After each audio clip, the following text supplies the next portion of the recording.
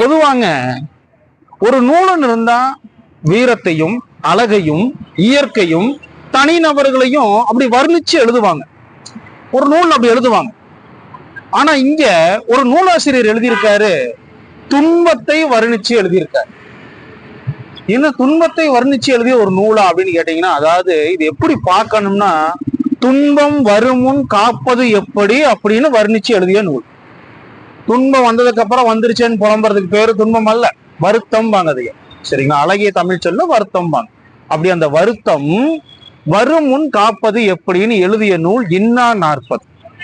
இந்த இன்னா 40 இருந்து நம்ம 4 வரி தான் பார்க்க போறோம். இந்த இன்னா 40 இருந்து பாக்குறதே முதல்ல நம்ம 4 வரி தான். நீங்க தொடர்ந்து கொடுக்கும் ஆதரவை பொறுத்து மீதி 39 வரியும் பார்க்கலாம், 39 பாடலையும் பார்க்கலாம். அதுல பாருங்க, முதல் பாடல் பந்தமில்லாத மனையின் வனப்பின்னா அப்படிங்கிற இந்த பின்னா இன்னாங்கிறதெல்லாம் வருத்தத்தை குறிக்கக்கூடிய சொல்லுதான். அதை அப்படியே உங்க மனதில் வச்சுக்கோங்க. அதாவது இது எப்படி நம்ம பார்க்கணும்னா, இப்ப நீங்க வேலையெல்லாம் முடிச்சுட்டு வீட்டுக்கு போறீங்க. வீட்டுக்கு போனா அங்க மகிழ்ச்சி இருக்கணுங்க. மகிழ்ச்சியே இல்லாம அந்த வீட்டுல ஆளுக்கு ஒரு பக்கம் நின்று ஒவ்வொருத்தரும் பேசிக்கிட்டு இருந்தா அது வீடா காடான்னு நீங்களே கேட்பீங்க இல்லையா? அதைத்தான் இங்க அவர் சொல்றாரு. வனப்பின்னா அப்படின்னா அது வீடு இல்ல, காடு. காட்டுல ஒரு மனுஷன் எப்படி நிம்மதியா வாழ முடியாது இல்லையா? காட்டுல வாழக்கூடிய விலங்கு மட்டும்தான் காட்டுல நிம்மதியா வாழ முடியும். ஒரு மனுஷனால முடியுமா? முடியாது. அதுதான் அவர் சொல்றாரு. அடுத்த வரி தாங்க ரொம்ப சிறப்பான வரி.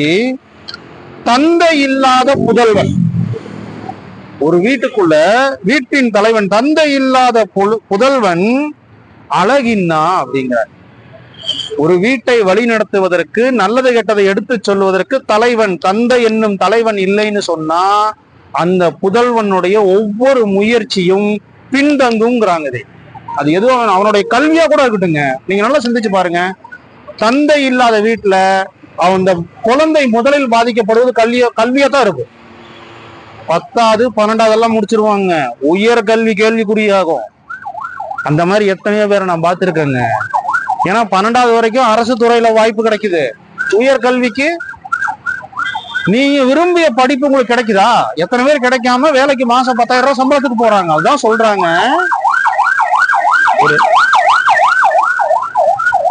ஒரு தந்தை இல்லாத வீடு அது வீடாவே கருத முடியாது. ஏன்னா வழிகாட்டுவதற்கு தந்தை தேவை, அந்த புதல்வனுக்கு தேவை. அது தந்தையினுடைய சிறப்பு. அடுத்த வரி சொல்றாரு பாருங்க. அந்தனரிடம் இருந்து தூணின்னா வாங்கினா அப்படிங்கிறார்.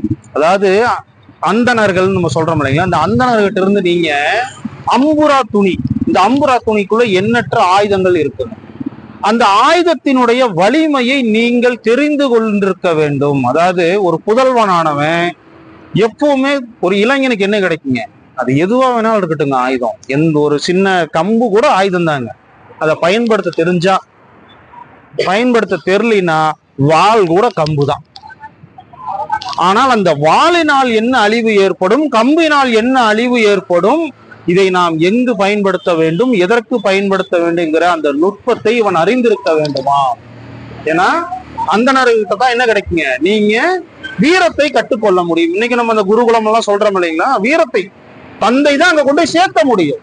அப்படி சேர்த்தும் பொழுது நீங்கள் வீரத்தை கற்றுக்கொள்ளும் பொழுது அந்த அம்புரா துணி என்று சொல்லக்கூடிய இடத்தில் எல்லா அந்த ஆயுதத்தினுடைய வலிமையை நீங்கள் தெரிந்து கொள்ள வேண்டும். மிக மோசமான ஆயுதத்தை கொண்டு அதை நீங்கள் கையாள வேண்டும்ங்கிற. உலகத்திலே மிக மோசமான ஆயுதம் எதுங்க? ஒவ்வொரு மனிதனுடைய நாக்கு தான் உலகத்திலே மிக மோசமான ஆயுதம். அந்த ஆயுதத்தை தான் நீங்க என்ன பண்ணணுங்க, பாதுகாக்க வேண்டும் என்று நமது இலக்கியங்கள் சொல்லுகிறது. பாருங்க, அதான் இந்த இலக்கியத்தோட சிறப்புங்க. இந்த நூலோட சிறப்பு என்ன? அடுத்த வரி சொல்றாங்க பாருங்க. மந்திரம் வாயா விடின். அதாவது சொன்ன இல்லைங்களா, அந்த ஆயுதத்தை பற்றி நீங்க தெரிஞ்சுக்கணும். மந்திரம்னா நல்ல சொல் பேசுவதும் மந்திரம் என்று பொருளுங்க. நம்ம என்ன நினைச்சுக்கிறோம், கோயில்ல சாமி முன்னாடி சொல்றதான் மந்திரம் நினைச்சுக்கிறோம். ஆனால் உண்மையில் அது மட்டும் மந்திரம் கிடையாது.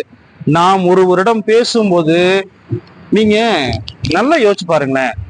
உங்க வீட்டுல குழந்தை இருக்கும், நீங்க எவ்வளவோ மன நெருக்கடிக்கு மத்தியில வேலையெல்லாம் முடிச்சுட்டு உங்க வீட்டுக்கு வரும்போது அந்த குழந்தை உங்களை பார்த்து என்ன பண்ணுதுங்க? பேசுதா, பிடிக்குதா? ஒண்ணும் கிடையாது. ஒரு சின்ன சிரிப்புல உங்களுடைய எல்லா துன்பங்களும் மறைஞ்சு போகுது இல்லையா? அதுதான் மந்திரம். புன்னகை, மந்திர புன்னகை என்பார்கள். புன்னகை கூட மந்திரமாகும். இங்கும் அப்படித்தான் சொல்கிறார், மந்திரம் வாயாவிடேன் அப்படிங்கிறார். அந்த பாடலினுடைய 4 வரிகளை முழுமையாக ஒரு முறை சொல்றேன் பாருங்க. பந்தமில்லா மனையின் வனப்பின்னா, தந்தை இல்லாத புதல்வன் அழகின்னா, அந்தனரிடம் இருந்து தூணின்னா வாங்கின்னா, மந்திரம் வாயா விடேன் அப்படின்னு இந்த இன்னா 40ல இது முதல் பாடலாக இருக்கிறது. நாம் இது போன்று மீது 39 பாடல்களை நாம் தொடர்ந்து இதில் பகிர்ந்து கொள்வோம். அதற்கு உங்களுடைய ஆதரவுகளை கொடுங்கள். நன்றி. மீண்டும் சந்திப்போம். முதல்ல உங்களை எல்லாம் வாழ்த்த நாங்க விருப்பப்படுறோம். காரணம் என்னன்னா, எங்களுடைய சேனலை நீங்க தொடர்ந்து ஆதரிச்சுட்டு வரீங்க. எங்களுடைய எல்லா நல்ல வாய்மை சொற்களுக்கும் உங்களை போன்ற ஆதரவு கிடைப்பதனாலதான் நாங்க அப்படியே பயணிச்சு வந்துகிட்டு இருக்கிறோம். உங்க எல்லாருக்கும் எங்களுடைய நூல் காஞ்சியின் சார்பாக வாழ்த்துக்களும் உங்களை போற்றியும் மகிழ்கிறோம்.